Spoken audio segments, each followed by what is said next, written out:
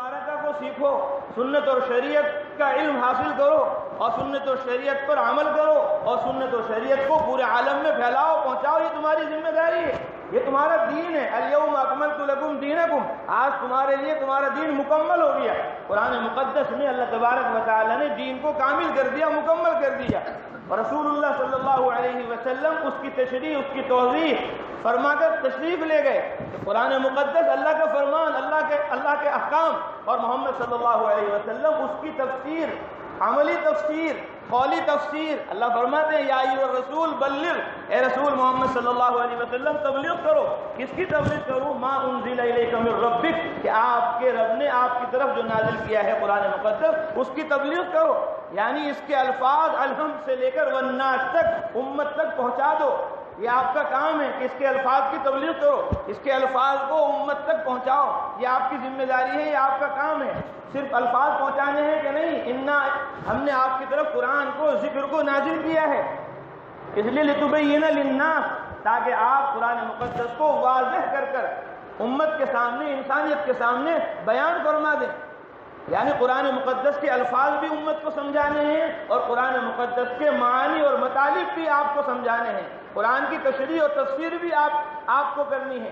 تو اس لیے جناب رسول اللہ صلی اللہ علیہ وسلم کی یہ زندگی جو احادیث میں ہے اور جو قرآن مقدس میں ہے، عائشہ رضی اللہ تعالیٰ نے سے پوچھا گیا کہ آپ کے اخلاق کیا ہیں، کہ آپ قرآن نہیں پڑھتے، کہ جو کچھ قرآن مقدس میں ہے وہ سب کچھ حضرت محمد مصطفیٰ صلی اللہ علیہ وسلم کی زندگی میں ہے۔ تو اس لیے یہ مبارک عالی محنت جو اللہ تبارک و تعالیٰ نے ہم سب کو عطا فرمائی ہے، اس محنت کا مقصود یہ ہے کہ ہمارا ایمان اور ہمارا یقین اور ہمارے اعمال اور ہماری آخرت کی فکریں دن بدن روز بروز بڑھیں، اور وہ ایمان اور وہ یقین ہمیں حاصل ہو جو انبیاء علیہ الصلوۃ والتسلیمات کے پاس تھا، وہ ایمان اور یقین ہمیں حاصل ہو جو حضرات صحابہ رضوان اللہ تعالیٰ علیہ مجمعین کے پاس تھا، اور ہماری فکریں آخرت کی ہوں اور ہماری توجہ آخرت کی طرف ہو۔ انبیاء علیہ الصلوۃ والتسلیمات کے علم کو حاصل کرنے کا مقصد یہ ہے، انبیاء علیہ الصلوۃ والتسلیمات کی محنت کو اپنی محنت بنانے کا حق یہ ہے کہ جس طرح ان کی تمام تر توجہ اللہ کی طرف ہوتی تھی اور وہ سب سے زیادہ اللہ کو جاننے والے، اللہ کو ماننے والے، اللہ کو پہچاننے والے ہوتے تھے، اور سب سے پہلے ان کو تعارف جو کرایا جاتا تھا، اللہ تبارک و تعالیٰ اپنے ذات عالی کا تعارف فرماتے تھے، انا اخترتک، کہ موسیٰ میں نے تمہیں چن لیا ہے، چھانٹ لیا ہے، منتخب کر لیا ہے، اس لیے آپ کیا کیجئے، فاستمع لما یوحیٰ، غور سے متوجہ ہو کر سنیے جو آپ کی طرف وحی کی جا رہی۔ کیا وحی ہے؟ اننی انا اللہ، کہ میں ہی اللہ ہوں، لا الہ الا انا فاعبدنی، میرے علاوہ کوئی معبود نہیں ہے، میرے علاوہ کوئی کارساز مشکل کشا حاجت روا نہیں ہے، اس لیے اپنی تمام تر توجہ میری طرف کیجئے، فاعبدنی، میری عبادت کیجئے، میری اطاعت کیجئے، میری فرما برداری کیجئے۔ اپنا تعارف کرایا اور پھر اللہ تبارک و تعالیٰ نے ذمہ داری عطا فرمائی، اذهب الى فرعون انه طغى، کہ فرعون کے پاس چلے جاؤ، وہ سرکش ہو گیا ہے، فقل هل لك الى ان تزكى واهديك الى ربك فتخشى، کہ اللہ تبارک و تعالیٰ کی معرفت کے بعد، اس کی پہچان کے بعد، اس کے یقین کے بعد، اب اس یقین کی اور ایمان کی دعوت امت کے درمیان چل کر دو۔ اذهب الى فرعون، حضرت محمد صلی اللہ علیہ وسلم پر سب سے پہلی وحی آ رہی ہے، اقرأ باسم ربک الذی خلق، پڑھیے بسم ربک، اپنے رب کے نام سے۔ رب کون ہے؟ الذی خلق، جس نے پیدا کیا۔ کس کو پیدا کیا؟ کہ مفعول مذکور نہیں ہے، تعمیم ہے کہ ایک ہی خالق ہے، باقی سب مخلوق ہے۔ اقرأ باسم ربک الذی خلق، پڑھیے اپنے رب کے نام سے جس نے پیدا کیا۔ کس کو پیدا کیا؟ کہ سب کو پیدا کیا۔ خالق کل شیء، ہر چیز کا پیدا کرنے والا اللہ ہے، وہو بکل شیء علیم، اور ہر چیز کو جاننے والا اللہ ہے۔ تو سب سے پہلا جو علم ہے وہ ایمان کا ہے، وہ توحید کا ہے، وہ یقین کا ہے، کہ اس یقین کے راستے سے ہی علم میں ترقی ہوگی، اس یقین کے راستے ہی عمل میں ترقی ہوگی، اس یقین کے راستے ہی تعلیم میں ترقی ہوگی، اس یقین کے راستے ہی تبلیغ میں ترقی ہوگی، اس یقین کے راستے ہی آخرت کی منزلیں اور آخرت کے مقام اور مرتبوں کو آدمی حاصل کرے گا۔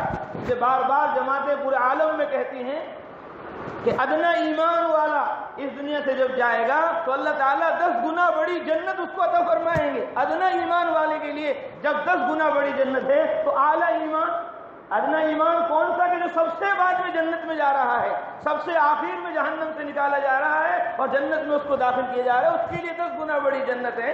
تو کامل الایمان، کامل الیقین، ان کے لیے کون سی اعلیٰ جنت؟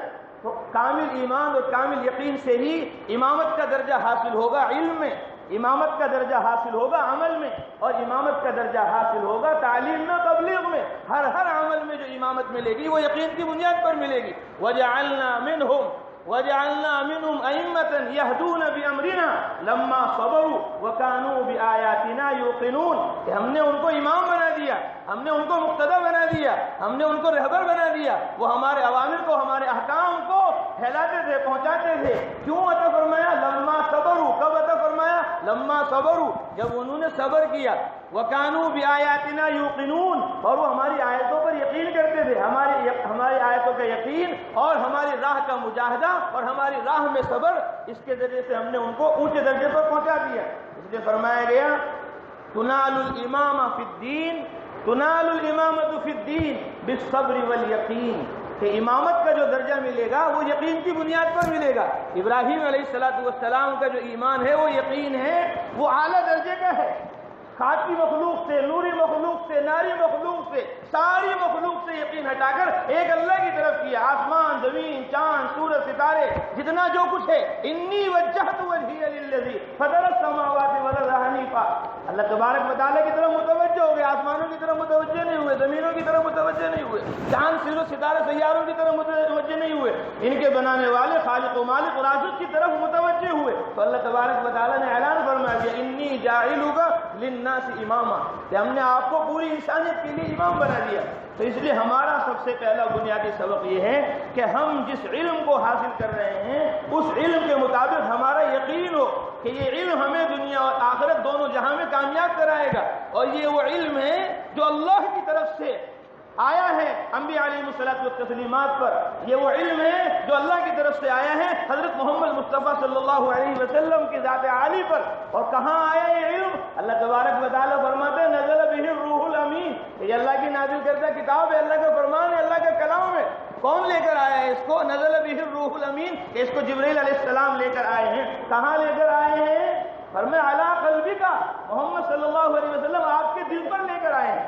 تو علم کی جو جگہ ہے وہ دل ہے، اس لیے رسول اللہ صلی اللہ علیہ وسلم نے ارشاد فرمایا العلم علمان، یہ علم دو قسم کا ہے، علم فی القلب، ایک علم دل کا ہے، فذاک علم نافع، یہ علم نافع ہے، وعلم علی اللسان، اور ایک علم زبان کا ہے، فذاک حجت اللہ علی ابن آدم، وہ آدم کی اولاد پر حجت ہے۔ اس لیے ہمارا علم جو ہے وہ یقینی بنے۔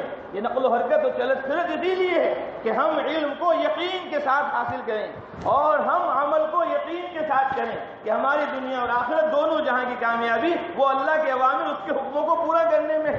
اس یقین کی یاد دہانی کے لیے روزانہ آواز لگتی ہے حی علی الصلاح، حی علی الفلاح، آؤ نماز کے لیے، حی علی الفلاح، آؤ کامیابی کے لیے، کہ کامیابی کا تعلق وہ مسجد اور وہ اعمال مسجد سے ہے۔ اور مسجد کے اعمال کیا ہیں؟ وہ حضرت محمد مصطفیٰ صلی اللہ علیہ وسلم کی زندگی بتائے گی۔ مسجد کے اعمال کیا ہیں؟ وہ حضرات صحابہ رضوان اللہ تعالیٰ علیہ مجمعین کی زندگی بتائے گی کہ مسجد کے اعمال کیا ہیں۔ کہ مسجد کے اعمال وہ ایمان کے حلقے ہیں، مسجد کے اعمال وہ یقین کے حلقے ہیں، مسجد کے اعمال وہ سنت اور شریعت کے سیکھنے سکھانے کے حلقے ہیں۔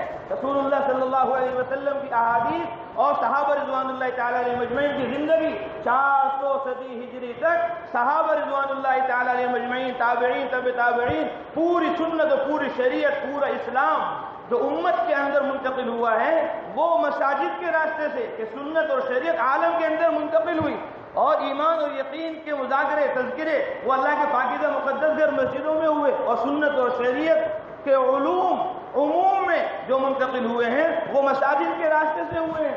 کہ مساجد میں آؤ ایمان کی ترقی کے لیے، مساجد میں آؤ یقین کی ترقی کے لیے، مساجد میں آؤ اعمال کی ترقی کے لیے، آخرت کی فکروں کو اپنے اندر پیدا کرنے کے لیے۔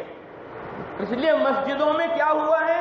اللہ تبارک و تعالیٰ فرماتے ہیں الذین استجابوا